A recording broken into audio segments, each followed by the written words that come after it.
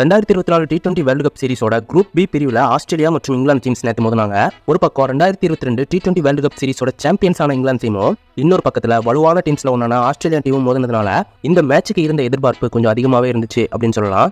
Australian டீமோட opening பிளேயர்ஸான Travis head மற்றும் David Warner ரெண்டு பேருமே இன்னிங்ஸை அதிரடியாக ஸ்டார்ட் பண்ணாங்க.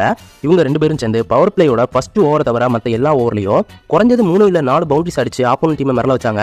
இதுல டிராவிஸ் ஹெட் 18 பால்ஸ்ல 34 ரன்ஸையும் டேவிட் வார்னர் 16 பால்ஸ்ல 39 ரன்ஸையும் ஸ்கோர் பண்ணிட்டு அவுட் ஆனாங்க. தென் அதுக்கப்புறமா உள்ள வந்த கேப்டன் மிச்சல் மார்ஸ் 25 பால்ஸ்ல 35 ரன்ஸ் ஸ்கோர் பண்ணாரு. தென் அதுக்கப்புறமாவும் மேக்ஸ்வெல் 25 பால்ஸ்ல 28 ரன்ஸையும் மார்க்கஸ் ஸ்டோனிஸ் 17 பால்ஸ்க்கு 30 ரன்ஸையும் எடுத்தாங்க. தென் ஃபைனலா மேத்யூ வேர் 10 பால்ஸ்க்கு 17 ரன்ஸ் எடுத்தது மூலமா ஃபர்ஸ்ட் இன்னிங்ஸ் முடிவில் ஆஸ்திரேலியன் டீம் 7 விக்கெட்ஸ் லாஸ் பண்ணி 201 ரன்ஸ் ஸ்கோர் பண்ணியிருந்தாங்க.